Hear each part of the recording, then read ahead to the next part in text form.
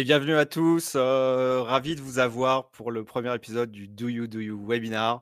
Donc normalement derrière, il faut faire tin tin tin tin. Donc organisé par Webinar Factory, donc une agence, l'agence qu'on a montée, qui est faite pour, accompagner les entreprises dans, la fabrication de leur webinar. On a 4 minutes devant nous, ah non pardon 3 minutes de ce qu'on appelle un pré-show. Donc l'émission n'a pas vraiment commencé. Ce que je vous invite à faire, c'est d'utiliser le chat et d'écrire, assez rapidement votre prénom, un âge et un mot-clé, d'une passion ou un truc comme ça. Donc moi, ce serait donc Benjamin, 40 et puis hobby, on va dire le DJing parce que je m'y suis remis, récemment et ça fait 20 ans que je fais ça, mais j'ai pas eu beaucoup l'occasion de mixer, ces derniers temps et là, je suis très content, je mixe dans le petit bar de quartier. Donc voilà, Julien, 45 ans et fan de Bill Bocquet. Hello Roxane, 27, la cuisine. Philippe, 42, le rugby. Génial. Maëva, 21 ans, qui fait de la danse. Et oui, et Bertrand Lamblay, que je salue, que je connais bien. Gros footballeur américain. Magali, 56 ans, les sports en général. Est-ce que François, on lancerait pas le sondage? On voudrait voir si on voudrait calculer la quantité de boomers qu'il y a parmi nous. Du coup, il y a des réseaux sociaux plus ou moins boomers. Je vous laisse, je vous laisse répondre. Moi, je vais répondre Facebook parce que j'arrive pas à décoller de Facebook, même si je vais de plus en plus sur LinkedIn, mais j'ai l'impression que Facebook, me connaît mieux que ma mère et donc du coup, j'ai le droit à des contenus assez ciblés, chaque jour. Voilà, participez chers amis, il nous reste 1 minute avant de démarrer dans le dur.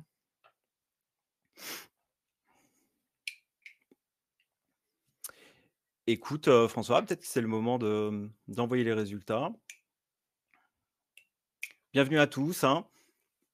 Alors, Facebook, 14, un beau pourcentage LinkedIn et puis, bah, Insta à 43. Et ouais, que dire de ça? Que dire de ça? Bah, Insta, c'est un peu la plateforme, presque pour tout le monde, hein, aujourd'hui, mais une plateforme très visuelle, très graphique.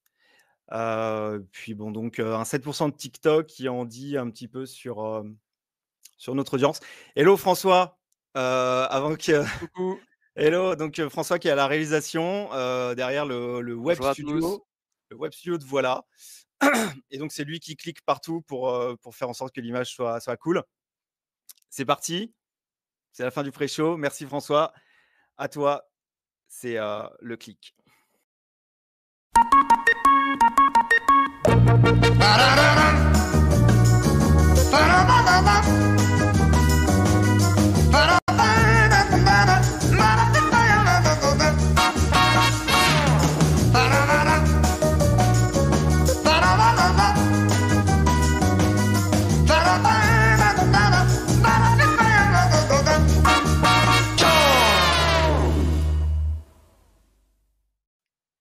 Et on est de retour, c'est le vrai début du Do You webinar. Je voulais vous dire 2 mots sur les fonctionnalités de la plateforme, Voilà. En gros, vous avez donc, un chat sur votre droite qu'on va utiliser plus pour, des commentaires, pour vous parler entre vous aussi. Quand il y aura si vous voulez poser une question-réponse, on va, de temps en temps afficher donc le module, questions-réponses qui est vraiment fait pour nous, pour prendre des questions. Et puis vous avez vu, il y a un truc trop cool, un peu comme, si vous vous souvenez de Periscope, il y a les petits, émoticônes, en bas à droite et on compte sur vous, pour remercier, chaque intervenant à la fin avec des petits feux. Je trouve que c'est vraiment le truc le plus cool. Et ben voilà, c'est super là, vous l'utilisez, ça commence à chauffer. On va tout de suite accueillir nos 3 invités. Mais avant cela, je voudrais lancer un petit sondage. Hello à tous! Salut, salut! Hello. Hello. Hello! Alors du coup, le petit sondage, donc voilà, c'est ça, c'est qu'est-ce qui vous semble le plus loupé globalement dans les webinars auxquels vous participez? Est-ce que c'est vite ennuyeux? Est-ce que c'est parce que le graphisme est austère, un petit peu comme par exemple sur Zoom où il y a une sorte de background noir là qui est pas ouf? Les moments interactifs sont trop rares et peut-être qu'il y a aussi trop de slides et peut-être trop de mauvaises slides. On va dépiler, vos résultats, juste après et du coup, j'accueille mon premier intervenant, François Varin. Salut François. Salut Benjamin. Alors du coup, j'avais une petite slide pour, te présenter. Voilà. Donc en 2 mots, parce qu'après on va faire plus ample connaissance juste après, mais tu as fait toute ta carrière dans la veille média et le consulting et tu as monté une agence PowerPoint, il y a 3 ans et je trouve l'idée super cool parce que, pour avoir, participé à beaucoup de live corporate et avoir réalisé beaucoup de live corporate, j'ai vu beaucoup de slides passer et il y a du taf, hein, il y a du taf. Ah bah, c'est pas moi qui te dirai le contraire, hein. Ouais, donc plus il y a du taf, plus toi tu as du taf. Génial. Ma deuxième invitée, c'est Clélia Dumoulin. Salut Bonjour, Clélia. salut. Donc Clélia qui a, 20 ans de télévision, derrière elle et encore, j'espère 20 de plus. Elle a travaillé pour, Jean-Luc Delarue, Michel Drucker, Karine Le Marchand sur une ambition intime et en ce moment, tu es depuis 4 ans rédactrice en chef de la Maison des maternelles sur France 2. Oui, absolument. Oui, Une absolument. émission de service public très recommandable pour toute la famille, même si on n'a pas d'enfants et même si les enfants sont grands. Bah oui et puis je crois que c'est une des émissions, à mon avis, qui est très, très appréciée, très regardée en replay. Je me souviens Mmh, comme, par absolument. exemple, ma compagne était enceinte, elle venait picorer, des petites Mmh. séquences, donc super, bravo, c'est un super travail. Merci. Philippe Catou, mon troisième invité qui est, Hello. hello, qui est directeur marketing chez InWink, une plateforme, qui digitalise, les événements, qui aide à digitaliser les événements. Hop, voilà, merci François. Autre nouvelle slide. On va en parler, plus tard, mais tu es un expert en social TV et on vous L'ancien. dira, ce que ah non, bah, non, non, encore. De toute façon, c'est ancien presque la social TV. Mais voilà et puis, en fait, ce qui est intéressant, c'est qu'à ton précédent job à l'EBG, qui est un club, autour Club de d'affaires. Oui. l'innovation, du digital, un club d'affaires, voilà, autour du digital et de l'innovation. Tu as, pas organisé toi-même, mais vraiment supervisé, piloté, une centaine de webinars entre, des sociétés qui voulaient parler en fait, à tes membres, quoi. Exactement, tu as tout dit. Génial. Du coup, moi, je vous propose de regarder les résultats du sondage. Je ne sais pas si c'est encore possible. Alors, donc ce qui semblerait le plus loupé, c'est que c'est vite ennuyeux. Vient derrière, bah, égalité, un graphisme, pas ouf et peut-être un peu trop de slides et puis l'interactivité finalement, pas forcément le truc le plus prioritaire. Bah, je crois qu'on est bon. On va accueillir Julien Duisabo qui est, Chief Marketing Officer chez Voilà. Alors, salut Bonjour, Julien. bonjour. Ouais, salut. Donc l'histoire, c'est que, Voilà, c'est une plateforme de webinar, montée par Publicis et Orange qui, depuis 3 ans, crée des fonctionnalités, très avancées. On parle en connaissance de cause parce que vraiment chez Webinar Factory, on en a fait beaucoup des lives. Et du coup, une sorte de partenariat et aussi, le fait de dire que tout ce webinar, le Do You Do Webinar est fait sur Voilà de A à Z et aussi la réalisation, ce fameux, Web Studio. Excuse-moi. Mais tout est fait, tout est fait. À toi, tu voulais nous Peut-être que je peux vous présenter, voilà, effectivement en 2 minutes. On est à la fois, donc on a la chance d'avoir ces 2 actionnaires. On est assez jeunes, hein, on va fêter nos 2 ans en janvier, ce qui est très intéressant dans ce que tu dis, c'est que nous, depuis le début, on s'est intéressé au live. On aime bien dire qu'on a une technologie, vidéo, parce que c'est quand même bien le pendant qu'on trouvait, pas forcément d'assez bonne qualité et donc nous, on est bien un soft, hein, on fait pas du contenu, donc on est hyper content de rencontrer, des gens comme, bien évidemment Sensitive Agency et des gens qui savent faire, bien évidemment, comme François aux manettes, parce qu'il faut tout ça pour faire quand même un bon événement. Et ce que je trouve important, et c'est ça, c'est que souvent je trouve que les plateformes elles ont deux choses à faire. Elles ont un côté un peu commodité, et donc de dire comment on arrive à rendre plus simple des tâches qui étaient quand même parfois complexes, parce qu'on y reviendra, mais faire un live, c'est quand même beaucoup de préparation. Et vu tes cernes, je pense que c'est pas mal de le dire.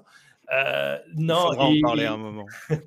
et donc je trouve que c'est important de redire que c'est important d'automatiser les choses. Et donc, on sait envoyer des invitations, on sait créer des sites un peu plus facilement. Mais en même temps, ce qui nous semblait très important, et c'est pour ça qu'on était ravis de vous rencontrer, c'est que quand on est un outil, c'est bien d'améliorer la qualité. Et en fait, moi, je trouve que quand on parle de Teams et Zoom, on y reviendra, c'est des très belles machines de guerre, mais c'est quand même un peu le McDo du webinaire. C'est-à-dire que ça arrive à en produire des milliers, et jusqu'où le contenu devient intéressant. Et peut-être qu'on reparlera de ce mot, cette histoire d'engagement, c'est bien. Et bien évidemment, ce qui m'a plu quand on s'est rencontrés, c'est que d'un seul coup, tu as parlé d'écriture, d'un seul coup, tu as parlé d'habillage, d'un seul coup, tu as parlé d'animation.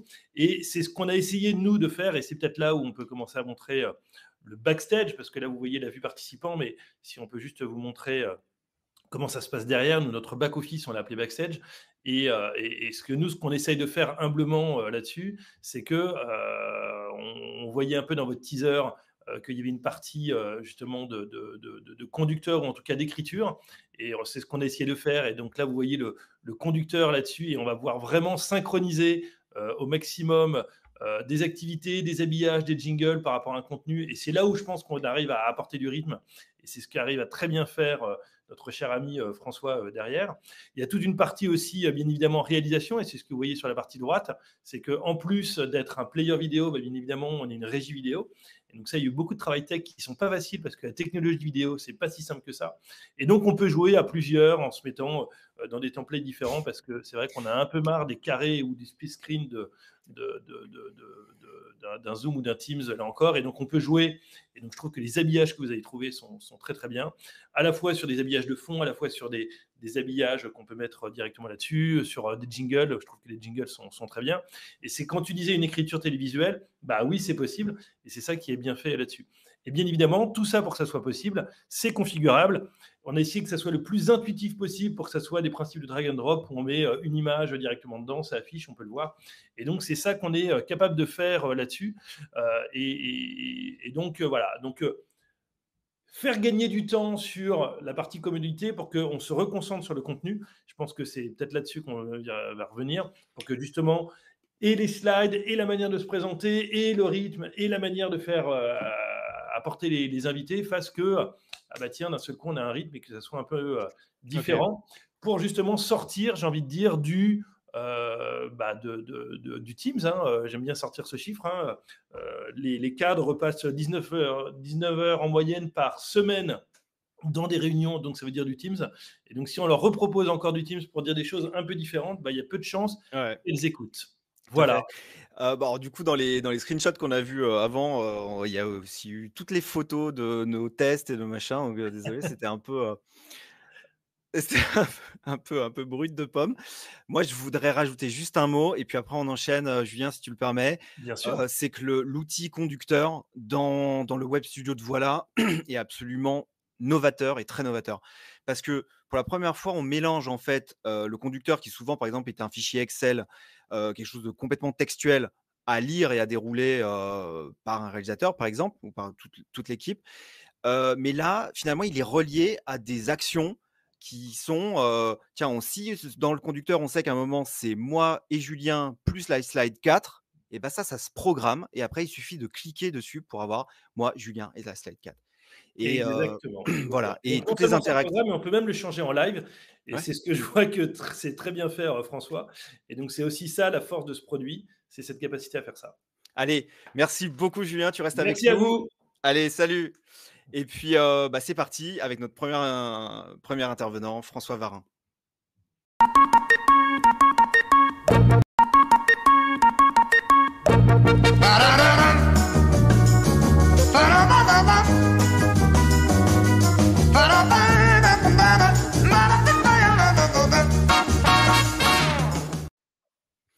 Alors, ça ne me va pas du tout. Je vais engueuler François à la réalisation. Pas toi, François Varin, mais François Demange.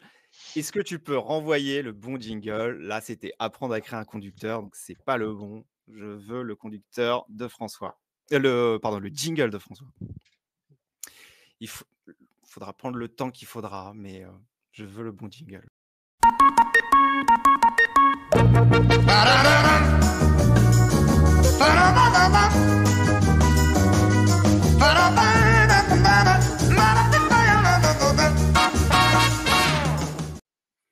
Et ben voilà, super, merci François. Et donc, un autre François Varin. François, tu as 48 ans, tu as 3 enfants, dont le premier que tu as eu à 26 ans. À partir de 18 ans, tu t'inscris au cours Florent, ça va durer 2 ans, avec des parents pas forcément super chauds sur l'idée. Et tu vas faire un temps partiel à l'Argus de la Presse pour payer tes études. Et en fait, l'Argus de la Presse va devenir ton employeur pendant 12 ans. Est-ce que tu peux nous dire 2 mots de c'était quoi ou c'est quoi l'Argus de la Presse? Alors, c'était quoi? Parce que ça a été racheté par une boîte qui s'appelle Cision, qui est un ogre mondial, mais le métier, c'est la veille et les études médias. C'est-à-dire que les clients sont des gens qui veulent savoir ce qu'on raconte sur eux dans les médias, sur eux, sur leurs concurrents, sur leur secteur d'activité et l'idée, c'est de maîtriser, l'image qu'on donne auprès d'un public donné, en l'occurrence, souvent, le grand public. Voilà. OK. Et et ensuite, ensuite tu fais ta carrière dans le conseil. 12 ans dans le conseil où, tu vas travailler sur des sujets de transformation en fait auprès de hauts dirigeants. Mmh. Et tu en ressors assez fasciné par, leur vitesse de réflexion et cette sorte de vision systémique qu'ils ont. Et tu te rends compte aussi peut-être que synthétiser un propos complexe, chez eux, c'est pas forcément, la première des qualités. C'est un peu sévère de dire ça comme ça, mais disons que, en tout cas, j'ai constaté que ce ne sont pas forcément des très grands communicants. En tout cas, ils ne sont pas devenus dirigeants parce qu'ils étaient communicants, et en tout cas, un certain nombre d'entre eux, alors grands dirigeants ou N-1, -2, ont cette difficulté à communiquer un domaine d'expertise, pointu. Alors ce qui est un peu paradoxal parce qu'ils ont une vision systémique et ils pourraient très bien justement, prendre de la hauteur et raconter ça de haut et cetera. Or, ce que j'ai constaté et ce que je constate encore tous les jours dans mon activité, c'est que des experts, ont tendance à toujours un peu rentrer dans le détail, du détail avec un public qui n'est pas forcément aussi expert qu'eux sur le sujet et donc c'est voilà, une des raisons pour avoir des interventions un peu, ennuyeuses comme on le qualifiait le sondage, tout à l'heure. Ouais. Et tu identifies alors un problème majeur, avec l'utilisation des slides et de PowerPoint, Mmh. c'est que les gens s'ennuient et que parfois les choses sont tellement mal, expliquées, aussi à l'oral comme dans les slides, que finalement ça nuit à une capacité à décider dans ce genre de groupe.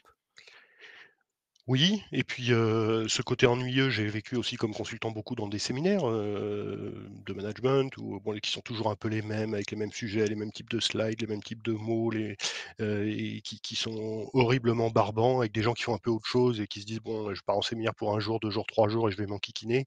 Alors que c'est dommage parce que d'abord ça peut être des très bons moments et puis parce que les sujets qui sont abordés sont des sujets à enjeu qui sont clés. Et de fait, quand personne n'a suivi, quand tout le monde s'est ennuyé ou a fortiori n'a pas compris l'enjeu ou le sujet ou la décision à prendre, ben, les conséquences peuvent être, lourdes. Ouais. Et pour parler de slides et puis de son outil le plus utilisé, PowerPoint, hem, il y a peut-être un problème dans le temps pour rentrer, c'est un peu dans le détail, mais c'est intéressant. Le template de base d'une slide PowerPoint, c'est un titre et 3 bullet points. Et en fait, tu me disais que, ça fait un peu, liste de courses et que comme, par défaut, il y a pas de hiérarchie dans les informations, on arrive à un discours, finalement où il y a voilà, où la il y a aucune priorisation dans ce que l'on met à l'écran. Tu veux nous en dire 2 mots de ça? Parce que tu as toute une littérature qui crache sur PowerPoint, quasiment depuis sa naissance, hein, en fin des années 80 et à laquelle je peux souscrire volontiers. C'est-à-dire que, toute cette littérature, tape justement sur PowerPoint comme le rendant coupable de toutes ces mauvaises décisions prises, qu'on vient d'évoquer. Et en fait, alors, c'est il y a une partie que je trouve tout à fait justifiée et juste, et il y a une partie que je trouve moins justifiée. C'est-à-dire qu'il y a des choses qui sont dues à la mauvaise qualité de l'outil et en même temps, on dit toujours que le mauvais ouvrier n'a que des mauvais outils. Et donc en fait, comment te dire? La responsabilité, elle est forcément chez celui qui utilise l'outil. Il n'empêche que l'outil te met sur un rail qui n'est pas le bon. Et Ah, bien c'est sûr. ce que tu viens d'évoquer. Si tu veux, quand tu fais, enfin des bullet points, effectivement, dans la vraie vie, on les utilise dans une seule situation, c'est quand on fait des listes. Liste de courses, liste de fournitures scolaires, liste des films que j'aime bien, enfin et cetera. Et en fait, il y a pas d'ordre. Quand tu fais une liste de courses, il te faut autant du jus d'orange que du jambon et je sais pas quoi d'autre. Et en fait, il y a pas d'ordre, il y a pas de priorité et voilà. Et quand tu écris tes idées dans une slide PowerPoint de cette façon-là, bah, tu induis, enfin PowerPoint t'induit dans une démarche qui est de dire: «Toutes mes idées se valent, elles s'enchaînent pas, elles sont toutes au même niveau» OK. et par construction, PowerPoint te met là-dedans. OK. Et donc du coup, tu montes Histoire de Slide, il y a 3 ans, et tu as aujourd'hui 15 employés qui est, finalement, c'est un mélange de graphistes et d'anciens consultants. Ouais. Ça, c'est super intéressant, je trouve, d'avoir les 2 et une méthode sous forme d'acronyme. Alors, j'avais une petite slide pour ça, un acronyme qui s'appelle IMPACT. Heu Ouais. tu veux nous en parler? On essaye d'aller, de faire court parce qu'il y a plein d'autres questions. Ah bah, très court. Alors, ce que tu viens d'évoquer, c'est qu'on a des consultants et des graphistes et on s'appelle l'histoire de slide. Ça veut dire qu'on bosse sur le fond et sur la forme. Et Impact, c'est la méthode pour écrire une histoire convaincante sur le fond. Donc, c'est la méthode que nos consultants utilisent tous les jours sur les projets de nos clients. Et l'idée, c'est de se dire, très vite, je vais dire une phrase sur chaque item. Impact, c'est une méthode à suivre dans un ordre donné qui est celui-là, pour réussir à écrire une histoire convaincante. Le I intention, c'est de dire finalement pourquoi je m'exprime devant un public. Pourquoi moi? Qu'est-ce que j'ai à dire? Quelle est ma conviction? Qu'est-ce que j'ai envie de partager? Quand je suis clair là-dessus, je peux dire quel est le message clé que les gens doivent retenir. Et les gens, c'est le public. Qui est ce public à qui je parle? Est-ce que c'est des experts de mon sujet? Est-ce que c'est des gens que je connais, qui m'ont déjà vu? Pas du tout, jamais. Ok. Et voilà, quelle action j'attends d'eux et qu'est-ce qu'ils vont avoir comme résistance pour mener cette action? Ou au contraire, quels vont être les leviers sur lesquels je pourrai agir pour les motiver? Euh, Quand je suis très clair là-dessus, je me dis, OK, alors quels sont les arguments, le A, les arguments que je vais utiliser pour les convaincre? Je prends toujours cet exemple de dire si tu as vu un film qui te plaît, voilà et que tu as envie d'emmener, ton petit cousin qui a 10 ans ou ta grand-mère qui en a 85, tu vas évidemment pas utiliser les mêmes arguments. C'est la même chose dans le business et dans la vie et dans les présentations. Donc quand je suis clair sur les arguments que je vais utiliser, à ce moment-là, j'ai des briques que je vais commencer à pouvoir, utiliser pour construire une histoire et cette histoire et bah, voilà, je dois la construire, hem Bah oui, dans voilà, à travers un storyboard, à travers un storyboard. Exactement. c'est-à-dire, pour toi, d'ouvrir PowerPoint et d'écrire toutes ces slides, slide par slide, seulement le titre et qu'ensuite, en lisant toutes ces slides, en lisant que les titres, on est capable de voir le déroulé logique de toute son histoire. C'est ça et je te dirais même que tu as pas forcément besoin de PowerPoint pour faire ça. Tu peux Ah prendre des oui, feuilles A4, enfin ou tu vois, ou un Word ou ce que tu veux. Ce storyboard, c'est une logique de narration qui ne s'écrit pas nécessairement dans PowerPoint, tu vois? mmh, Nous, on le fait dans PowerPoint parce que c'est notre métier et puis c'est le premier livrable qu'on remet à nos clients, mais tu peux le faire dans un Word. La qualité de ton histoire ne dépend pas de l'outil que tu utilises. très bien et donc après, pour toi, le contenu de la slide, hormis le titre, c'est vraiment, le support, visuel du discours. Tu me parlais d'ancrage mémoriel, un visuel, un mot-clé, un schéma. Oui, bah, le sujet que tu évoques là, c'est la différence qu'il faut faire entre une présentation écrite, qui a vocation à être lue, et puis une présentation orale, alors sur scène dans un séminaire ou dans un webinaire. Et finalement, ça pose la question de à quoi ça sert d'avoir des slides. Tu vois, pendant que je parle, moi, j'ai pas de slides, j'en ai pas besoin. Donc ça pose la question de à quoi ça sert. Et donc effectivement, il y a trois choses pour lesquelles ça sert, mais la première d'entre elles, c'est l'ancrage mémoriel d'un message clé. Si on demande à nos participants, aux gens qui nous écoutent, quel est le voyage qui vous a le plus marqué dans votre vie? Eh bien, au moment où je vous pose cette question, votre cerveau appelle une image, un souvenir et c'est du 100 hein, 0 doute. Le cerveau humain fonctionne comme ça, chez tout le monde et donc, quand vous faites une conférence ou un webinaire, vous dites: «Qu'est-ce que les gens vont retenir, de tout ce que je viens de raconter?» Impact, par exemple, peut-être, parce que tu avais un visuel qui était associé et qui aura, j'espère, marqué l'esprit des gens. Ouais. Et bah, ouais et puis l'acronyme aussi en lui-même, hein. Les images aussi, tu disais que ça pouvait être utilisé comme une forme d'influence. C'est-à-dire qu'on peut utiliser une image pour faire passer, une idée sans le dire par exemple, ouais, on avait rigolé sur un exemple, par exemple, sur un site web où, par exemple, il y a un lien ou un numéro de téléphone vers le support. Souvent, tu vas avoir une image de stock, une nana super souriante, super jolie et son micro casque. Ça, finalement, c'est une forme d'influence de dire, «Appelle le support, tu verras, tu seras bien reçu», mais sans Exactement. le dire. C'est exactement ça. Et dans les présentations, les conférences, tu as toujours des idées qui sont un petit peu plus touchy à faire passer que d'autres, que tu n'as pas forcément envie de formuler avec des mots qui pourraient être reçus de façon diverse par la salle, etc. Et donc au moment où tu parles, tu peux très bien avoir une image derrière toi qui va influencer le public sur en fait qu'est-ce que je dois qu'est-ce que je dois penser de ce qu'on est en train de me dire, ou comment je programme le public à ce que je vais dire par la suite. Ouais, très bien. Et comment, est-ce que tu peux nous citer 2-3 templates de slides qui semblent, très importants à utiliser? Parce qu'on a dit tout à l'heure que titre et 3 bullet points sur le même niveau, c'était pas bien. Alors ce serait quoi ce serait quoi 1 ou 2 slides qui méritent d'être utilisés, quoi? Eh ben, si tu me permets de te faire cette réponse, je vais commencer un peu brutalement en disant que c'est pas une bonne question. C'est-à-dire que ta disposition de contenu, elle dépend forcément de ce que tu as à raconter. Donc, je te fais une réponse brutale, un peu en clin d'œil, parce que évidemment après tu as 2-3 dispositions que tu utiliseras tout le temps ou régulièrement et qui fonctionnent dans plusieurs cas. Mais en vrai, je pousse nos participants à dire, je ne cherche pas à rentrer mon contenu absolument dans un template. Je réfléchis plutôt à qu'est-ce que j'ai comme contenu, quelle est la hiérarchie de l'information, et à ce moment-là, je vais choisir un template qui met ça en valeur. C'est pas du tout la même chose. Ouais, ouais. Et puis, c'est vrai, on avait identifié le fait que souvent on dit, une info, une slide. Donc par exemple, on pourrait dire un chiffre clé, une slide. Mais tu me disais, si, ma suite logique, c'est de mettre les quatre chiffres, heu, de enfin, l'idée c'est que voilà, si ma le discours que je veux dire, utilise finalement ces quatre chiffres, comme un raisonnement logique, et bah, Mmh. pourquoi pas effectivement les mettre dans la même slide? Oui, pourquoi pas, c'est pas un chiffre, une slide, c'est une idée, une slide. Donc pour Oui, amener ton tout à fait. idée, l'illustrer ou et cetera, tu peux avoir besoin de 4 chiffres, c'est pas un sujet, c'est pas un problème. Allez, merci beaucoup François. On touche à la fin de cette interview. Est-ce que, donc du coup, il y a un module de questions-réponses là qui vient de s'ouvrir. Alors du coup, je voudrais vous inviter à poser une question, mais aussi à envoyer des petits feux à François pour le remercier, de nous avoir éclairé là-dessus. Pendant qu'on check, les questions posées, sur ton LinkedIn, c'est assez rigolo. Tu as démarré une série de bullshit, Oui. un debunk, on va dire un debunk de bullshit, concernant les slides. Tu as beaucoup, mais est-ce qu'il y en a une, qui te revient en mémoire, genre celle qui est presque Ouais, je qui est je presque crois que la je plus crois que j'en ai importante? fait une douzaine, un truc comme ça. Je crois que je suis allé jusqu'au bullshit numéro 12. Bah, le plus important, c'est celui que j'ai mis en premier. C'est PowerPoint est dépassé. On entend ça partout, depuis longtemps d'ailleurs, puisque dès que Prezi est sorti, on nous expliquait que ça allait révolutionner tout et que ça allait tuer PowerPoint et cetera. Bon, ça si ça avait été le cas, on le saurait, hein.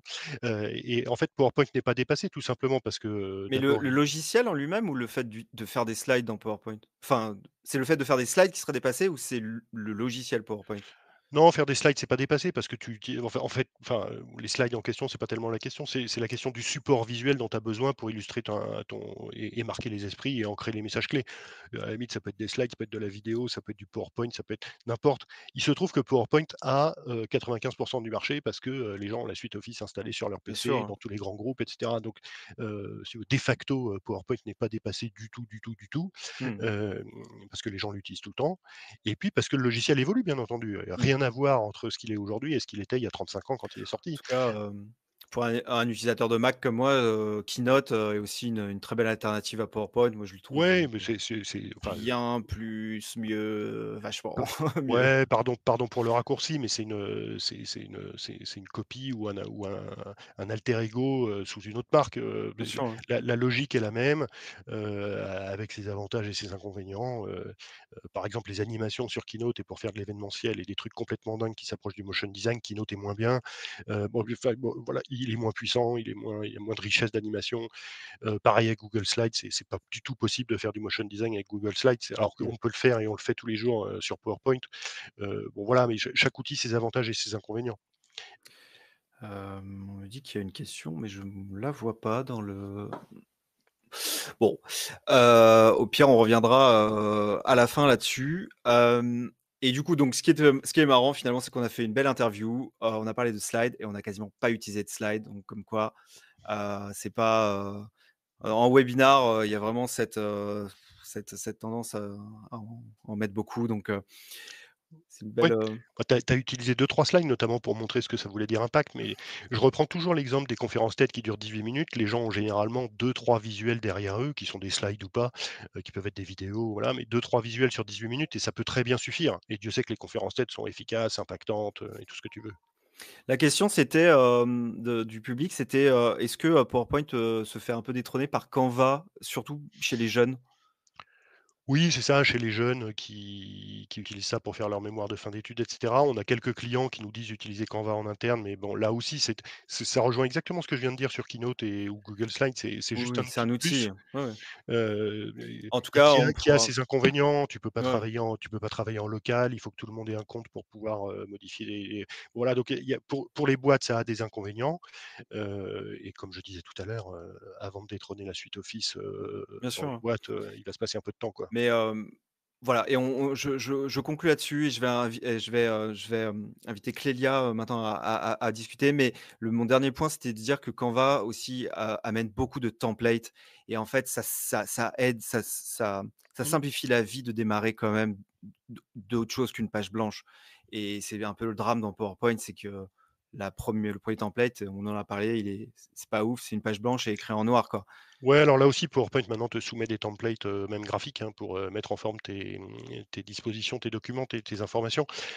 Mais de toute façon, quand tu es dans une grande boîte, généralement, tu as un masque et puis tu as surtout une charte graphique à respecter que PowerPoint ne prend pas en compte. Enfin bon, bon alors j'allais dire, c'est tout l'intérêt de faire appel aussi à une agence comme nous, c'est que justement, nous, on fait ça. C'est-à-dire qu'on bosse à la charte graphique de nos clients, on va faire des trucs exceptionnels qu'ils n'ont jamais vus chez eux, mais qui sont quand même brandés selon, leur entreprise, quoi. Voilà. Allez, merci François, on est déjà à la bourre. François, à la réal, tu peux envoyer le prochain.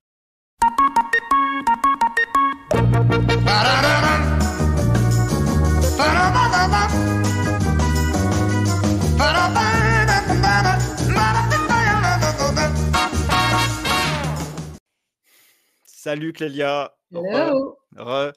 Clélia, Dumoulin, tu travailles en télévision depuis 20 ans, tu as fait tes études au CELSA et démarré ta carrière dans la publicité, dans de belles agences comme Saatchi& Saatchi ou TBWA. Première question avant qu'on parle de télé, enfin, on va déjà parler de télé, mais il y a des liens forts entre pub et télé? Et a plutôt des liens financiers, on va dire, aujourd'hui. OK. Peut-être des liens sur la créativité aussi, peut-être? Oui, aussi. Mais c'est un format tellement différent, la pub, tu dois tout dire en 30 secondes, donc c'est pas vraiment comparable. Et en télévision, bah, on va citer, quelques participations, mais tu as fait plein d'émissions. Star à domicile auprès de Oui. Jean-Luc Delarue, certains primes de Michel Drucker, où il y avait des VIP qui étaient mis en immersion par exemple dans les forces de l'ordre. Plus récemment, Caroline Lemarchand sur Une ambition intime. Mmh. Et puis, on s'est connus sur le Téléthon, toi et moi. Donc, tu as carrément bossé sur le Téléthon et je crois encore aujourd'hui et depuis 4 ans, tu diriges la rédaction de La Maison des maternelles, qui est vraiment une émission que tout le monde aime, je crois, qui est Ouais. très, ouais, qui est très consommée, qui se consomme aussi vachement bien en replay, sur des petites séquences de 5 minutes, sur des thèmes. Ça, je trouve ça intéressant. C'est un il y a un enseignement aussi par rapport au replay, le fait de pouvoir, séquencer son émission, ça fait que derrière on n'envoie pas 1 heure de replay, on envoie des petits bouts de 5 minutes, quoi et qu'on Bah, c'est un vrai service, en fait. C'est un vrai service, c'est-à-dire que tu en peux plus parce que ton enfant dort pas depuis 3 nuits, bah, tu fais: «Mon enfant ne dort pas» et on a, je pense que depuis le temps, on doit avoir une vingtaine de vidéos avec différents spécialistes, différents témoignages qui peuvent donner des trucs, des astuces, qui peuvent ou pas te correspondre, mais comme il y en a 20, normalement, tu trouves forcément quelque chose qui va t'aider. exactement et toi, ce que tu aimes dans ton métier, bah, finalement, c'est la pédagogie vis-à-vis Yes. de tes spectateurs, c'est de transmettre en racontant des histoires. Exactement. C'est oui, c'est vulgarisé, c'est-à-dire qu'il se passe toujours des choses. La famille, déjà, ça concerne tout le monde, que tu des enfants ou pas. Il y a toujours des choses à apprendre. Il se passe des choses dans la société. La société évolue et l'idée, c'est de raconter à travers de belles histoires, de montrer ces évolutions de la société et puis de donner des clés pour mieux vivre dans le monde d'aujourd'hui. Donc ce qui est marrant, c'est qu'on a déjà 2 invités, les 2 premiers invités qui nous parlent de raconter des histoires. Donc Oui. le storytelling, bon, faudrait faire un webinaire entier là-dessus, mais on va déjà le picorer. Au maternel, il y a une rédaction de 9 personnes. Globalement, ça ressemble à quoi une conférence de rédac quand il faut sortir comme ça 1 heure de live chaque jour? Alors déjà, en fait, on est 12. Je pense que je me suis trompée quand on s'est parlé. On est une douzaine. Une conférence de rédac, en fait, on fait c'est pas une conférence de rédac comme on peut imaginer dans un journal où tous les jours on se voit, on va parler de quoi, etc. Parce il y a le temps court et le temps long. C'est-à-dire qu'il y a les gros thèmes. En fait, la première partie de l'émission, c'est des témoignages et des spécialistes. Donc ça se prépare plusieurs mois, puis au moins 2 semaines en avance, on sait ce qu'on aura dans une semaine ou dans 2 semaines. Ensuite, il y a des chroniques qui, pour le coup, tu as un JT tous les jours. Donc ça se fait la veille pour le lendemain, voire le matin même, on ajoute une brève. Il y a des chroniques qui se font aussi une semaine avant parce que quand tu dis tu veux informer sur les dernières tendances TikTok pour les ados, si tu l'as fait il y a un mois, la tendance elle est déjà plus valable. Donc il y a plusieurs temps différents, ce qui fait que en fait on se parle tout le temps. Alors, OK. pas vraiment. Il y a une conférence sur les reportages parce que là, pareil, c'est du temps long, donc on va vouloir se voir tout le monde, les journalistes desk, les JRI qui vont tourner, etc. Mais Quand d'une tu manière dis quand générale, tu dis le temps long, c'est que c'est un projet qui prend plus de temps de sortir un magnéto? ouais, C'est ça ouais, pour, le temps long? oui, D'accord. oui. Et super intéressant, hein, le fait d'alterner, des contenus un peu plus durs à écrire, un peu plus longs et donc du coup s'y prendre plus en amont et aussi ce côté aussi Réaction, réactif. écriture la veille pour Mm. le Ouais. lendemain, forcément et probablement produite de manière plus simplement avec, peut-être juste de la voix, enfin Alors, on essaye toujours de trouver quand même une petite image, un ouais. petit quelque chose, c'est Bah, important. bien sûr, c'est important et on va y revenir. Hem, alors c'est, finalement avec le fait qu'on ait parlé de ta participation dans ce webinaire, je me suis rendu compte que finalement tu savais pas trop ce que c'était un webinar et alors que, parce que, la télévision, parce que, et on va dire, tu as eu une carrière qui est pas une carrière dans des entreprises, dans des grosses boîtes quoi, tu vois ce que je veux dire? Tu as toujours été dans les médias et finalement on n'arrête pas de faire la passerelle entre les 2. Hem il y a une des tendances, par exemple, dans le webinar, peut-être tu le sais pas, mais c'est par exemple d'avoir à chaque fois un thème à chaque Mhm. épisode et finalement dans les maternelles, est-ce qu'il y a un thème à chaque épisode ou est-ce que finalement c'est l'enchaînement de séquences bien pensées qui font le tout? C'est un enchaînement puisque déjà l'idée c'est pour plaire à tout le monde, on n'a pas tous les mêmes goûts. Donc on va avoir une grosse partie, la première partie qui va être le témoignage, l'expert, où on va traiter d'un thème. Et puis ensuite, déjà on ouvre par un JT, donc on a 3 petits thèmes qui peuvent intéresser tout le monde, qui sont vraiment ancrés dans l'actualité, ancrés dans la société. Et la deuxième partie de l'émission, où c'est des chroniques qui sont beaucoup plus courtes, et où là on va balayer. En fait, l'idée c'est qu'il y en ait pour tous les goûts.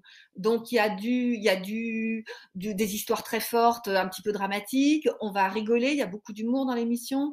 Il y a les nouveautés, l'actu. Tiens, qu'est-ce qui se passe dans le domaine de la puériculture? Il y a des idées de sortie en famille. Il y a des idées justement pour les enfants plus grands, pour les ados, où on va essayer de leur expliquer, d'expliquer aux parents et aux grands-parents pour pas être largués, comment parlent les ados, qu'est-ce qu'ils regardent, c'est quoi sur les réseaux. On va faire de la mise en garde aussi, comment apprivoiser les réseaux pour que ce ne soit pas des dangers pour nos Ouais, enfants. une On grosse, essaye d'être très éclectique dans chaque émission, ouais. en fait, pour qu'il y en ait pour tous les goûts. C'est ça, c'est un éclectisme éditorial et Mmh. il y a une forme de créativité éditoriale qui fait que, le sujet, vous le prenez, de la manière la plus large qui soit.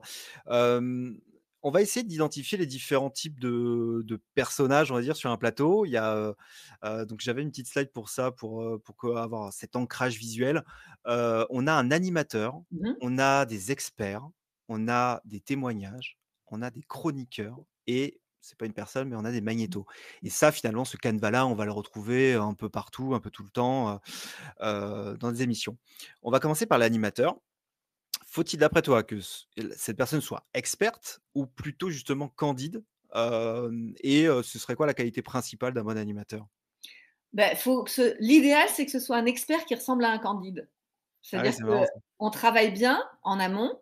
Donc, effectivement, l'animatrice, elle connaît l'histoire, elle sait de quoi on va parler, elle a lu des fiches, elle a lu les réponses des témoins ou des experts, mais c'est écrit de manière à ce que elle soit comme le téléspectateur, elle soit vraiment le relais du téléspectateur et que donc elle lui pose les questions que pose quelqu'un qui ne connaît pas les réponses justement. Mmh. Et c'est ça la délicatesse du truc et qui fait que ça va marcher, je pense.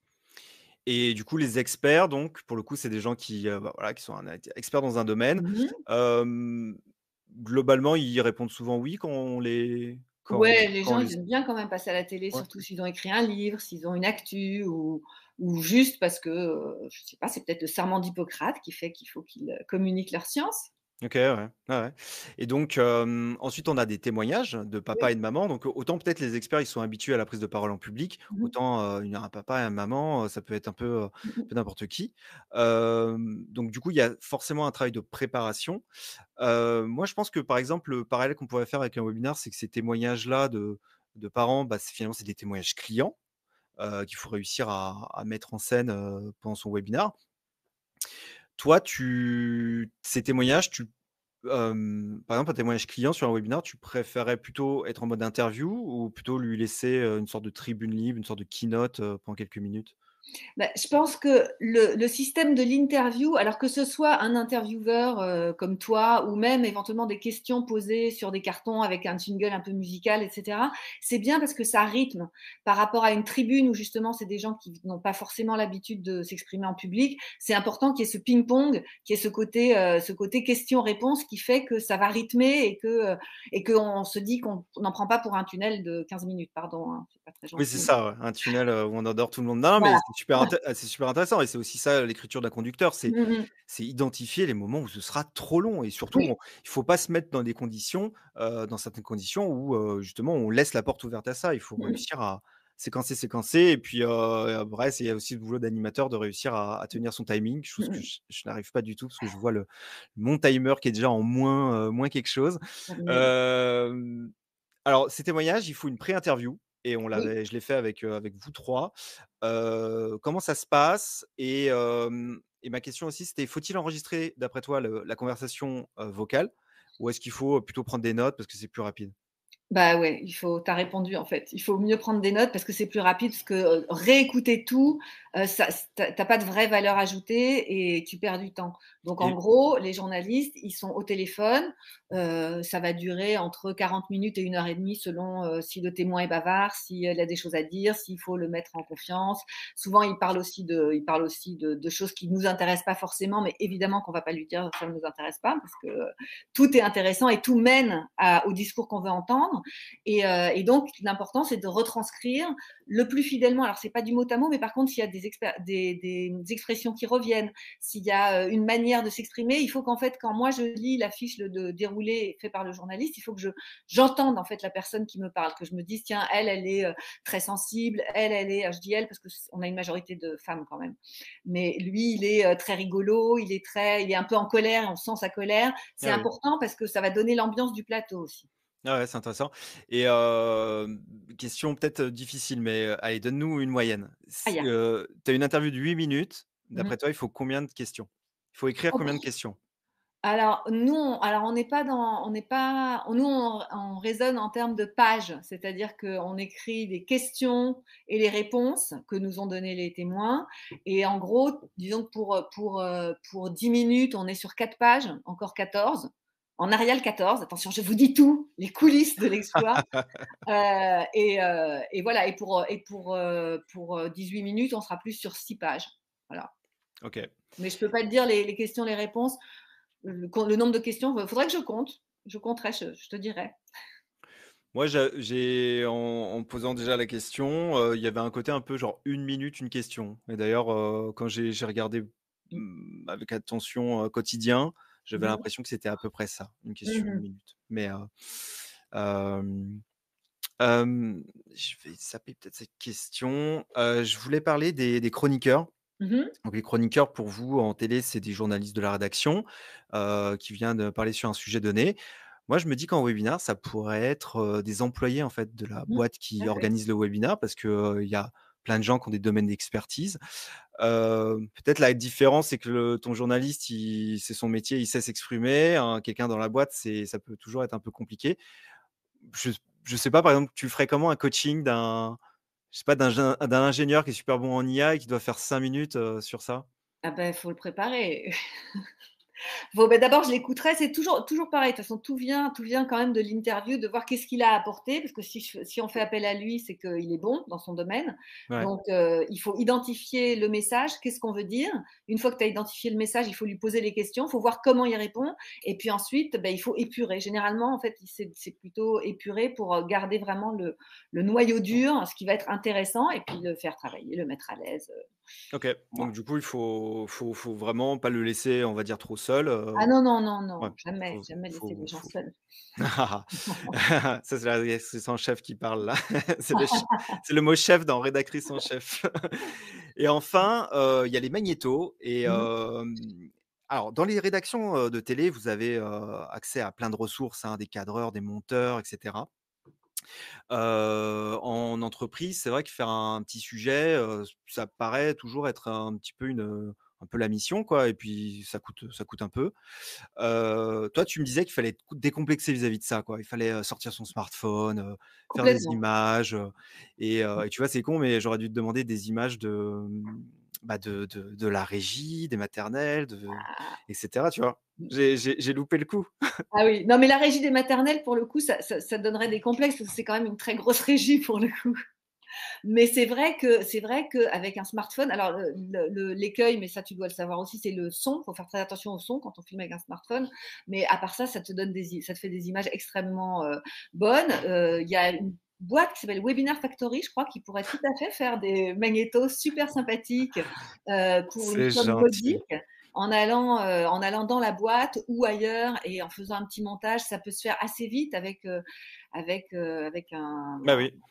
Et puis on a vu aussi, pendant le covid et cetera et puis là, ce qu'on fait, hein, c'est-à-dire que se parler en webcam interposée, si c'est préparé, si on fait attention au matériel qu'on utilise, bah, c'est l'occasion de faire des pastilles et on n'est pas toujours obligé d'être en live, on peut les enregistrer, Mmh mh.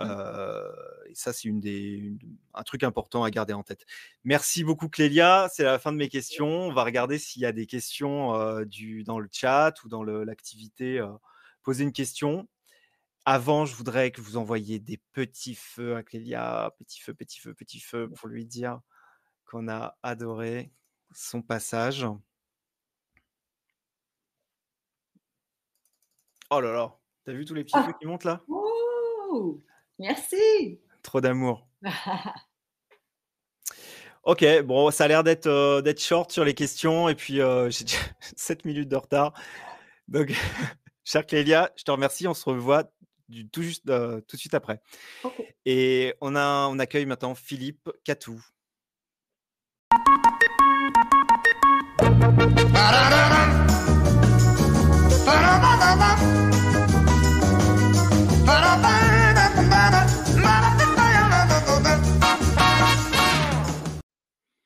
Décidément, on s'est vraiment mélangé les pinceaux là dans les jingles, parce que c'est pas le bon.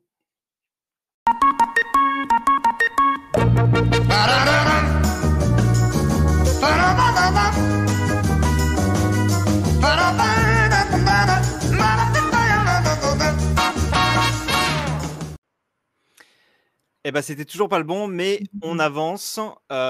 Philippe, est-ce que, Philippe est là? Oui, je suis là. Salut Philippe. Salut Ben. Désolé, normalement ça devait, marquer, «Ils l'ont fait», retour de webinar. Dommage, on le sortira la prochaine fois. Alors Philippe, tu as 42 ans, tu as une fille de 14 ans, tu as démarré tes études, par un BTS force de vente, Mmh. puis ensuite une maîtrise en gestion et un master en marketing des services à Toulouse, la région que tu as au cœur.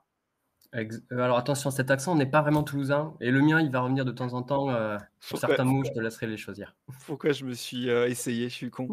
Et le marketing, c'est un peu ce qui va te suivre, toute ta carrière jusqu'à aujourd'hui et tu as toujours été en fait dans le marketing, dans le milieu du logiciel. Tu me disais que tu avais croisé ton premier webinar en 2008 chez IBM. Ça ressemblait à quoi, à l'époque, un webinar? C'était très moche, c'était sur, Webex ou l'équivalent d'une ce genre de solution très, très froide, très descendante. Un speaker qui parle tout seul avec un PowerPoint ultra chargé. Enfin bref, c'était tout ce qui fait qu'aujourd'hui, on peut très vite s'ennuyer dans un webinar.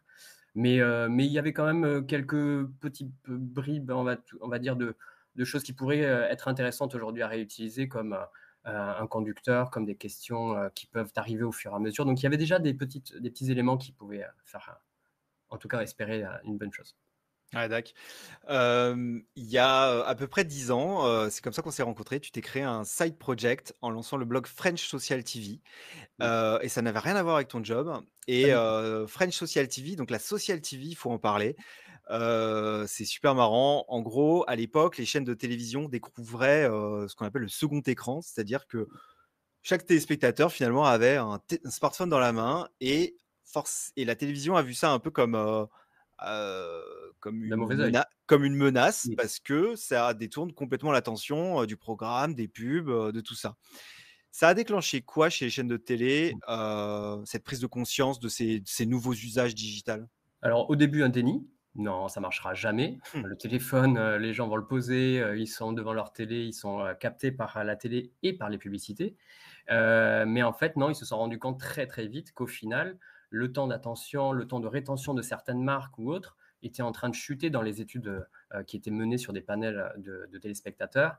Donc très vite, ils se sont dit, il faut qu'on applique des techniques pour pouvoir soit rappeler la marque, la chaîne, le programme télé ou autre sur ce second écran qui est donc le mobile, ou alors faire des passerelles entre les deux, entre la télé et le mobile. Donc ça, c'est ce qui s'est passé pendant, on va dire, de 2, 3, 4 ans, de 2011 à 2014 environ, où là, on a eu des lancements d'applications dédiées à des émissions de télé, Mmh. donc notamment sur Roland Garros, sur des émissions de télé de TF1 ou M6.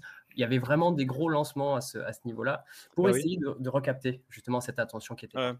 À l'époque, donc j'étais chez France Télévisions pendant 3 ans et j'ai justement piloté ce genre d'opération et un truc que je faisais très souvent, c'était d'aller en car régie pour mettre des tweets à l'antenne, pour vraiment les Exactement. incruster, comme des bandeaux titres et à l'époque, c'était vraiment un phénomène quand même Twitter, c'était l'usage le plus natif, du second écran, et Tout passait presque par là, on va dire. C'est que la première chose, c'était un hashtag qui se crée, exactement, ouais. une communauté qui s'agglomérait en amont, pendant et après l'événement, des sponsors, des publicités sponsorisées qui tournaient autour de l'événement qui allait arriver. En général, c'était des grandes émissions de télé comme celles que propose TF1 ou France Télé ou M6. Mais bref, l'idée, c'est que tout tournait autour de ce réseau social et parfois le second écran, l'application que ces émissions ou ces chaînes proposaient en parallèle. Ouais. Et donc, si en télé, oui, et juste pour dire, à l'époque, Twitter me disait que, au plus fort de la social TV, un tweet sur 2 parlait de télé. Donc c'était vraiment, c'était énorme. Et ben, le lendemain, dans les réunions comment dire, les conférences, le lendemain des chaînes télé, il y avait bien sûr les audiences qui arrivaient Oui, et il oui, y oui, avait aussi le c'est nombre de vrai. tweets de la veille. Donc il y avait Les les des outils audiences, les social audiences quoi, les audiences sociales. exactement. En télé, donc c'est le smartphone qui fait un peu décrocher les spectateurs du programme, mais, en webinar, on rencontre franchement cette problématique aussi de perte d'attention. On suit son webinar, puis il y a des mails, puis il y a des réseaux sociaux, il y a peut-être un bébé qui pleure. Comment on fait revenir un spectateur sur un live? Alors, oui, il y a forcément, comme à la télé, le mobile qui fait sortir les personnes de leur attention. Il y a bien sûr le téléphone, comme tu l'as dit, mais comment les faire revenir? Ben, la première chose déjà, c'est bien sûr la qualité du contenu. Et alors, tout à l'heure, les deux intervenants précédents ont parlé de storytelling, mais ça commence de là vraiment. C'est-à-dire qu'on a beau rajouter tous les gadgets d'un point de vue visuel ou de questionnaire ou autre, si la base, le questionnaire, enfin le contenu n'est pas en adéquation, si l'email qui a été envoyé, par exemple, qui annonce un certain titre et un certain contenu, la personne ne retrouve pas ce qu'elle a attendu, ce qui l'a fait cliquer, s'inscrire. Si elle ne le retrouve pas le jour J, le jour du live, eh bien, il y a un taux de désinscription, de désécoute, on va dire, très, très important. Donc, la première chose, c'est clairement le contenu, l'alignement de ce contenu-là. Ouais, et puis, on peut aussi dire que, à un moment, faire revenir les gens sur la vidéo, parce que ça peut Mhm. se consommer en audio, c'est aussi, partager un contenu visuel. Donc Oui. en fait, il y a 2 trucs, quoi. Il y a l'interactivité où on va venir, il y a un call to action Mhm. et puis, il y a, pourquoi pas le contenu visuel de dire: «Ah regardez, on a une slide, on a une image, on a quelque chose», donc faire Tout à travailler les yeux, quoi. Tout à fait. Et ouais, c'est vrai que c'est ce que disait tout à l'heure François sur la partie slide. C'est vrai qu'il faut quand même une captation visuelle d'un slide pour ancrer l'attention, pour rappeler les mots-clés ou autres. pas trop en donner forcément, parce que sinon la personne va se noyer, elle va se dire bon, mais au final, je récupérais le PowerPoint à la fin. Et c'est ce qui se passe, et les personnes se désintéressent du Ouais. contenu pur. Donc oui, une slide avec un mapping, juste quelques mots, ça c'est clairement ce qu'il Ouais. faut à minima Et avoir c ou pas. et Ouais. ça, c'est le piège aussi, hein, le côté PowerPoint, téléchargeable à la fin, parce que ça veut dire que tu fais pas 2 PowerPoint différents, un pour ta présentation et un pour consulter, tranquillement, Parfois les si. Parfois si, dans oui, ah justement dans bah, les expériences précédentes, alors il y avait, pour ça essayer de c'est une bonne pratique. ah ouais, c'est une très bonne pratique, c'est-à-dire qu'il faut faire comprendre que le live a un intérêt. Si vous voulez participer au live et avoir le contenu du live un peu plus premium, et bah, il faut y assister. Par contre, si vous assistez uniquement pour récupérer le PowerPoint à la fin, bah, il va être d'une manière édulcorée, il y aura peut-être pas des chiffres, il y aura peut-être pas des cas.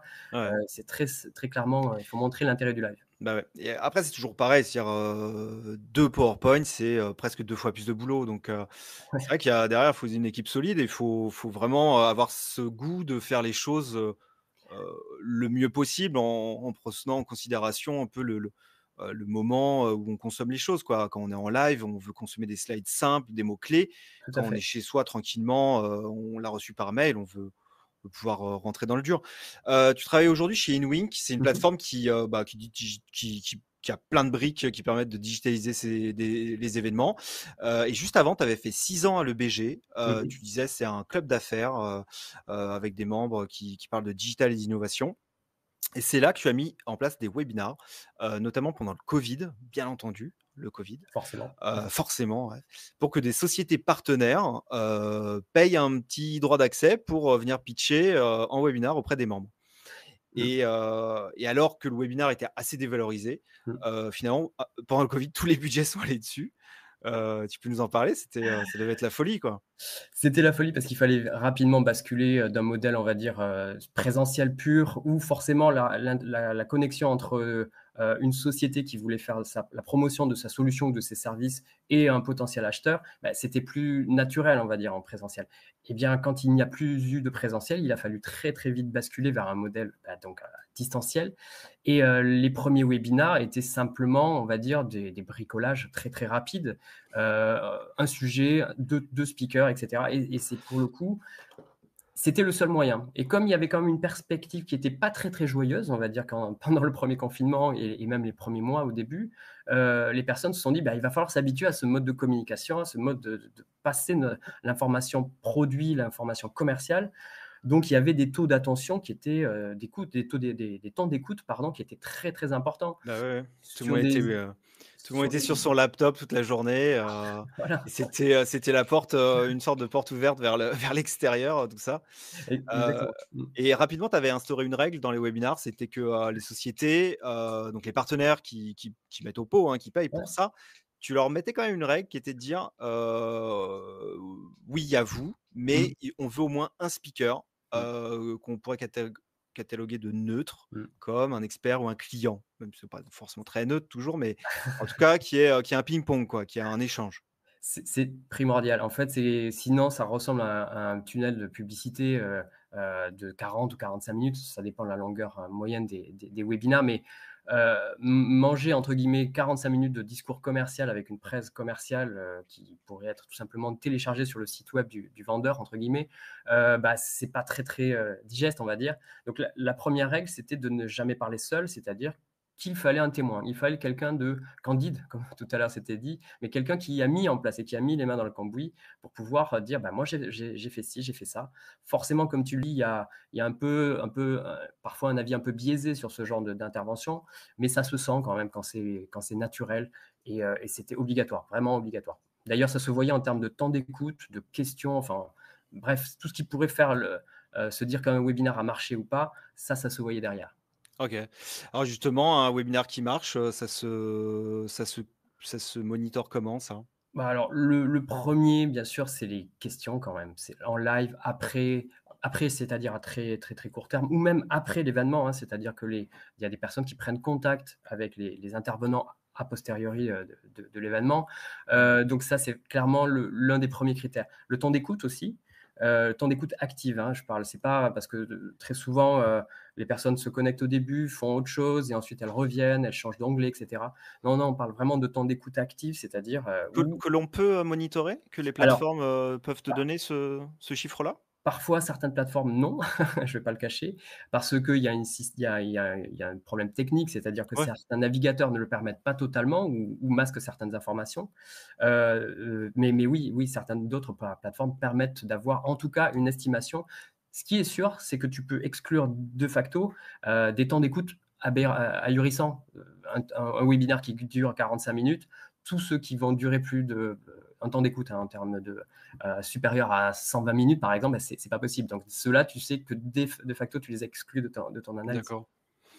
Hem, J'avais une petite slide pour, parler juste d'un point de marketing, que Mm. tu m'évoquais à un moment Ouais. quand on parlait de tout ça. C'était, ce que tu appelles le nurturing, Mm. où Alors, il y a 4 étapes dans un nurturing. Donc en gros, c'est un peu un funnel, de conversion, hein, d'un conversion. Mm. client, où tu as, l'awareness, Mm. l'interest, Mhm. le desire et l'action. Ouais. Si jamais on pouvait mettre les stats, ça aiderait à visualiser les mots-clés. Merci. Hem, D'après toi, le Oui. webinaire, il rentre où? En fait, il peut aller dans tous quasiment.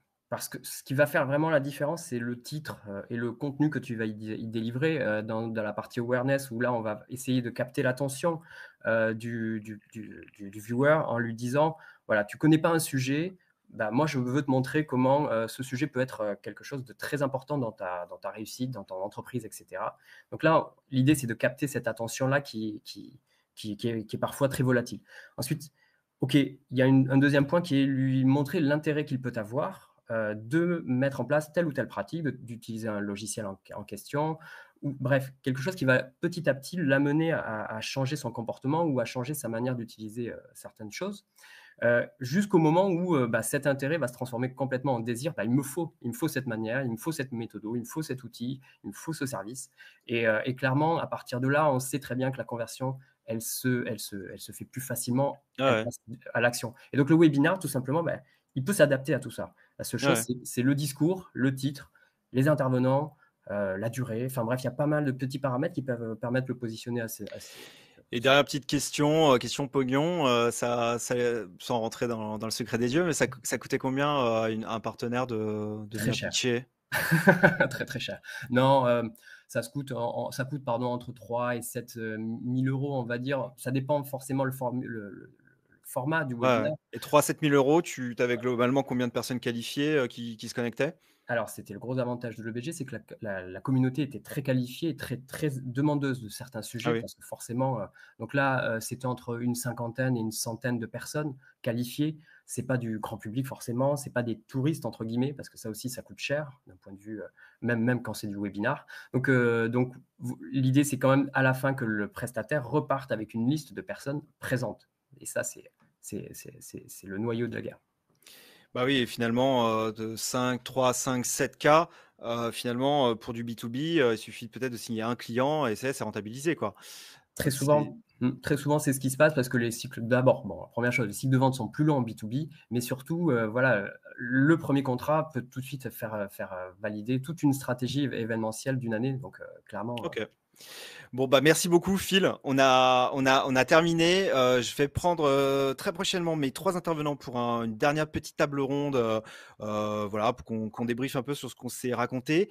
Moi, je voulais, profiter quand même, d'un instant pour, parler de Webinar Factory. Heu, c'est un peu le moment auto-promo, c'est la publicité, donc ne zappez pas.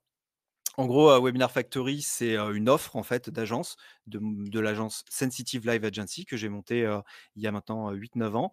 On a, dans cette période, fait que du live. Donc, moi j'ai produit et réalisé, à peu près 300 lives, 300 tournages. Et Webinar Factory arrive, à un moment, on va dire 2-3 ans après le Covid, où, juste derrière le Covid, on voulait plus entendre parler de webcam, on voulait pas entendre de webinar, on voulait faire un retour au présentiel. Et peut-être que, 2-3 ans, enfin je dis peut-être, mais je l'espère que cette offre aura rencontré son public, qu'on peut revenir quand même sur des choses qui étaient intéressantes en fait dans ces tournages distanciels où on n'a pas besoin de plateau, on n'a pas besoin d'une équipe technique, on n'a pas besoin de faire venir les gens, il n'y a pas toute cette logistique. Donc dans l'absolu, ça peut faire des événements quali, mais moins cher à produire et moins cher peut-être en CO2 aussi, sans faire du greenwashing. Voilà, on dit souvent que moins de déplacements égale moins de CO2. Le truc qui est un peu triste quand on voit des webinars, c'est que 90% des webinars qu'on voit, ils sont comme ça, hein. Par exemple sur Zoom, c'est un fond noir, c'est quelqu'un qui est en tout petit, comme ça on le voit quasiment jamais, et des slides, des slides, des slides. On vient de voir quand même, j'espère pendant ce webinaire, qu'on peut faire les choses différemment. Le credo, c'est de dire on arrête ces webinars-là et on fait maintenant de vraies petites émissions. À travers une sorte de méthodo. Donc, si on parle d'émission, ça fait penser à la télé et c'est vraiment l'approche, c'est l'écriture télévisuelle. Écriture qui dit conducteur, c'est-à-dire un séquencier, minute par minute, séquence par séquence. Faire la chasse au tunnel de parole, c'est genre on ne laisse pas la parole 12-14 minutes à la même personne. Ensuite, c'est aussi tout le look and feel en fait, d'une émission de télé, c'est, ses habillages, ses génériques, ses jingles, la signature sonore, elle est vachement importante. Tout ça, si on les produit et qu'on a les outils qui permettent de les envoyer et ben ça ne fait qu'améliorer, le résultat global, quoi. Et enfin la réalisation, ça c'est vraiment quelque chose qu'il faut confier à des gens, qui savent faire ça. Dans la réal, pour moi, il y a 2 sujets. Il y a la prise en charge de toute la technique et c'est pas au client qui doit c'est pas le client qui doit faire ça, le client doit se concentrer sur son message, sur le discours qu'il a, et donc du coup, toute la prise en main de la plateforme, des choses comme ça, toute la technique, vérifier qu'une webcam est bonne, vérifier qu'une connexion internet de ton intervenant, elle va pas sauter et cetera. Ça fait partie de ce travail de réalisation et de direction technique. Et enfin, la réalisation, c'est ce que François, en coulisses fait, c'est-à-dire de faire bouger l'image et d'envoyer, les bons médias, au bon moment. Je vais aller vite, mais pour, rentrer un peu dans le détail, le conducteur, c'est, on a dit une identité, c'est créer du rythme, de la diversité un peu comme disait Clélia, hein, être créatif en fait dans les différentes séquences, qu'on va avoir et prendre ces sujets de manière large. Et puis bien sûr, c'est de l'engagement, l'interactivité, qui est pas forcément le truc le plus simple à mettre en place. Nous aussi, quand on l'a écrit ce webinaire, on s'est rendu compte que tu peut-être un peu léger là-dessus, mais il y a une courbe d'apprentissage et peut-être que s'il y en a peu dans le premier, bah, il y en aura plus dans le deuxième, plus dans le troisième, et cetera. On en a parlé, des habillages, globalement, il y a aussi, on parle beaucoup de motion design quand on parle de jingle et tout, mais il y a aussi du print, hein. Comme vous voyez, tout le layout, le background, les choses qui viennent par-dessus, ça va être plus du print. Et puis les slides, il faut trouver une solution, soit on en met moins, soit on impose un canevas aux intervenants pour, que les slides soient, moins utilisés et surtout que ce soit écrit plus gros. Comme ça oblige d'être économe en nombre de mots. Bah, voilà, la réal, on en a parlé, c'est ces 2 sujets, c'est de la rigueur technique et c'est le sens de l'image. Donc l'objectif d'une boîte comme Webinar Factory, c'est pas forcément tout de suite de dire: «On va faire, le webinaire du siècle dès le premier». Ce qui est important, c'est de lancer son numéro 0, de faire un pilote et c'est là où on va mettre en fait le plus d'énergie à faire justement tout ce qu'on a dit, l'écriture, les habillages et cetera. Mettre en place aussi les mécaniques internes, hem et en fait, une fois qu'on a ça et bah, dès le deuxième, dès le troisième déjà, on décline. On n'est plus en train de créer from scratch. Voilà et voici nos bobines. On a 25 années d'expérience dans l'audiovisuel, cumulées, quasiment que du live. François est une sorte de pionnier, du live streaming. Alors lui, on parlait des webinaires d'IBM en 2008, lui, c'est à peu près ça. Et puis moi à la réalisation et puis au conseil aussi, conseil en communication, audiovisuelle. Hop, pardon, je suis passé à l'autre slide. Voilà. Et bien, on reprend, nos 3 intervenants pour une dernière, table ronde, qui sera, très ouverte. Et je vous invite aussi, si jamais, vous avez trouvé pertinent, tout ça, cette présentation aussi, le Webinar Factory, de signer le petit module qui vient d'apparaître. Ça nous permettra d'avoir vos contacts et puis voilà, et on se recontacte derrière et on parle de tout ça.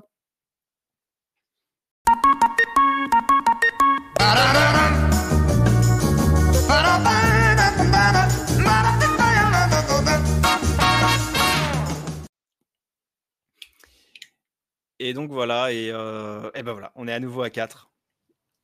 Salut. Salut. Comme je vous avais dit, je voudrais que ce soit complètement ouvert, qu'on réussisse à faire une table ronde.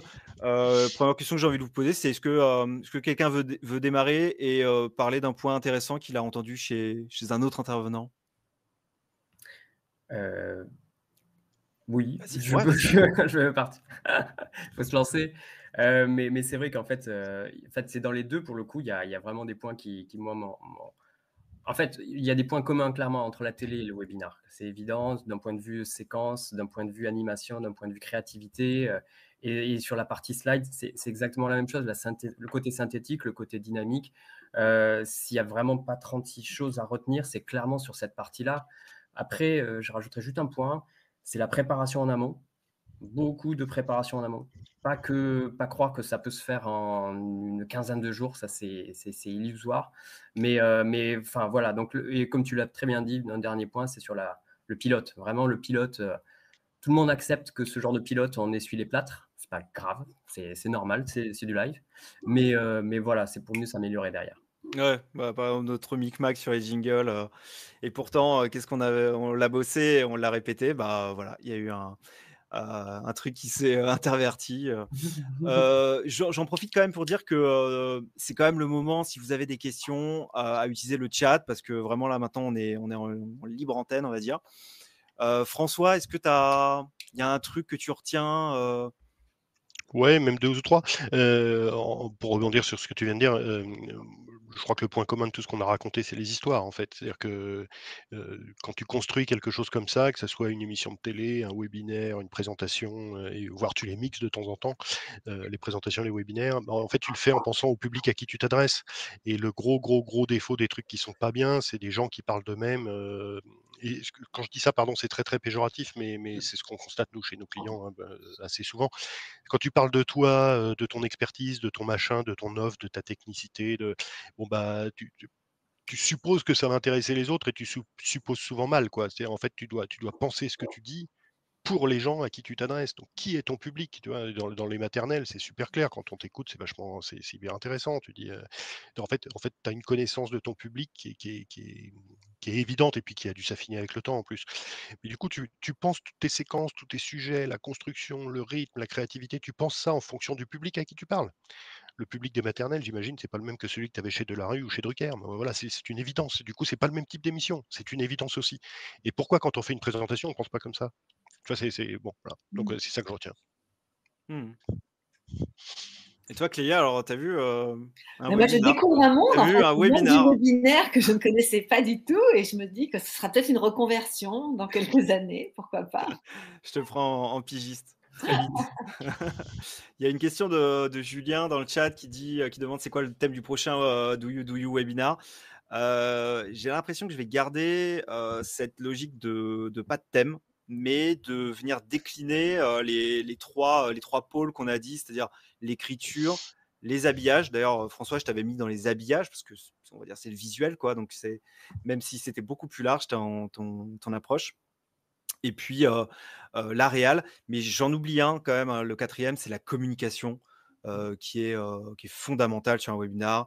En amont, bien sûr. Par exemple, Philippe, tu m'avais dit, nous, dans les webinars, on les annonce un mois avant. Alors nous, Minimum. on les a annoncés 24 heures avant ou 48 heures parce qu'on était sous l'eau. Mais voilà, en fait, faut pas le déprioriser, ce truc-là. Faut prioriser presque plus que peut-être pas plus que son contenu, vous voyez, mais en tout cas, vraiment, il y a un gros effort à faire. Il y a Marc qui nous demande l'intérêt d'un script / topper. Ça, c'est une question pour Clélia. Et en fait, Marc, on Je s'est sais vu pas ce que hier. c'est un topper.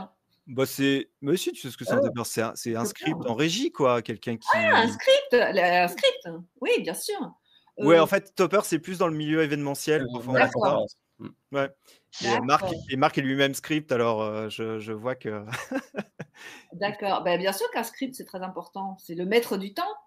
C'est le maître du temps et le maître du jingle qui est le bon, qui part au bon moment.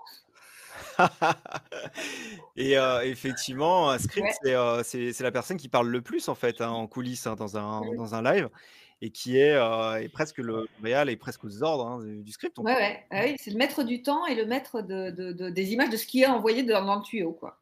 Comment ça s'articule, il y a une sorte de trio, non? Genre producteur/rédacteur en chef, réal et script? Oui, c'est ça.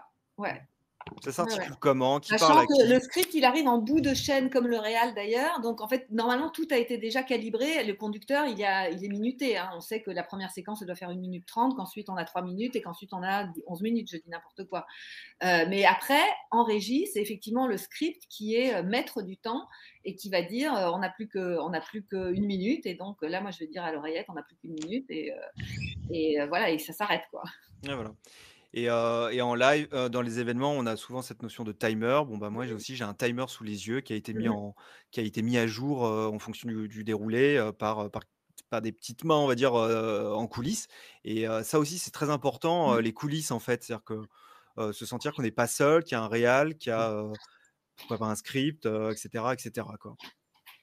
Ouais. Et Clélia, tu avais une question peut-être à nos invités ou il y a un truc qui ressort comme un truc: «Ah tiens, Mais j'ai appris un là, truc, je c'est me sens nouveau». complètement novice pour le coup. On parlait de Candide, là, je suis au-delà du Candide, moi. Je découvre tout ça et je me dis que déjà, c'est vachement bien parce que c'est un écosystème que j'imaginais pas. En fait, je me rendais pas compte pour moi, un webinaire, bon, ok, il y en avait un par-ci par-là. Je me rendais pas compte que c'est un vrai, ouais, un écosystème en soi. Et voilà quoi. Et donc bravo à vous tous Merci. parce que c'est du bon boulot. Et effectivement, je pense que il faut sortir du zoom ennuyeux, on va dire. Bah, écoute, venant d'une personne de télé, merci, ça fait chaud au cœur, Non, que ce soit vraiment bien que bravo ce à soit vous. bien fait, tant mieux. Mm. Il y avait, une question d'Alexandre qui demande des livres à conseiller sur ces sujets, donc le sujet du webinar, par exemple.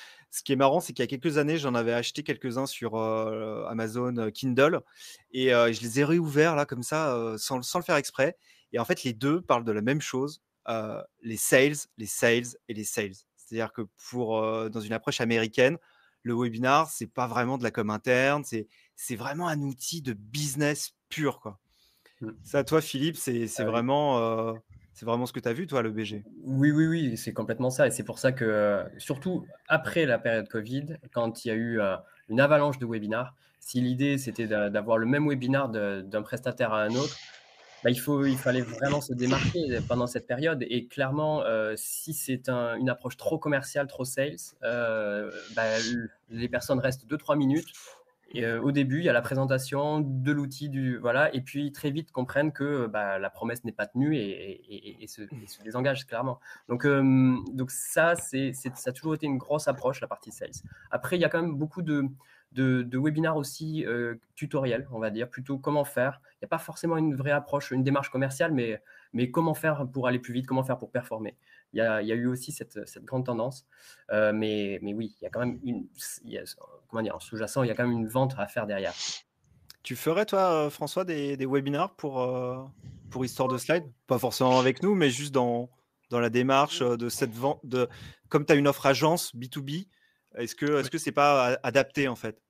On s'est déjà posé la question et bon, pour l'instant, nous, on a 3 ans d'existence, donc on fait des choix, hein, pour l'instant encore et donc on a fait d'autres choix.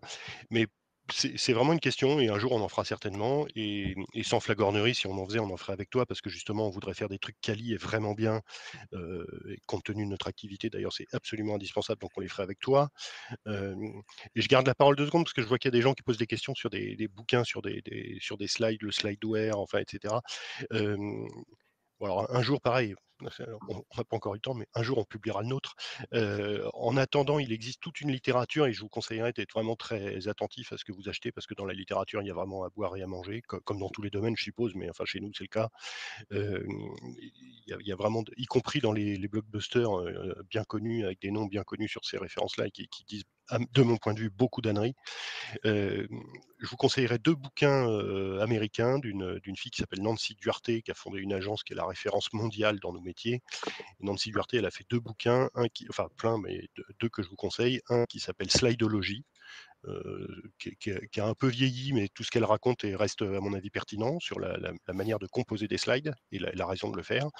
Et puis un autre qui s'appelle Resonate, qui je crois, lui, n'existe qu'en anglais, et sur le fond, sur comme le storytelling, quoi. Mais le storytelling vraiment de présentation spécifiquement. Et puis, bah voilà, quelqu'un met le lien, parfait. Ah ouais, C'est donc Julien, ça merci Julien. réagit, bravo, bravo. Et puis alors, je ne peux pas ne pas vous dire que sur le site Histoire de Slide, on a une partie blog qu'on a appelée nos conseils et sur laquelle on publie plein de contenus, dont j'ai évoqué une partie aujourd'hui sur à quoi sert une présentation à l'oral, comment écrire une histoire convaincante, les 5 caractéristiques d'une bonne histoire, enfin, etc., etc. On a, je sais pas, 25 ou 30 posts de blog. N'hésitez pas à y aller, c'est fait pour et Ouais. c'est gratos. Et ce qui est intéressant aussi dans ce que tu disais, c'est qu'à un moment, vous avez arbitré des choix dans votre mix marketing. Et c'est vrai que on peut se rendre compte que le webinar va pas être forcément trop priorisé quand même dans ce mix. Si on a de l'argent à dépenser, est-ce qu'on va pas le dépenser plutôt sur LinkedIn, dans des ads, etc., etc.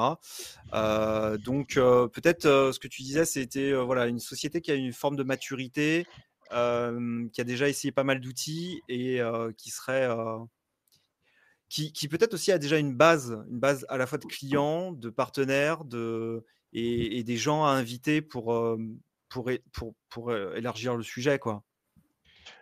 Ouais, c'est ça, exactement. Et disons qu'il faut, enfin, il faut être capable de générer de la venue, du trafic et des participants, parce que comme tu disais très bien tout à l'heure sur l'importance de la com, et qu'il ne faut pas organiser 24 heures avant, mais plutôt un mois avant, l'enjeu, c'est évidemment d'avoir un public le plus nombreux possible.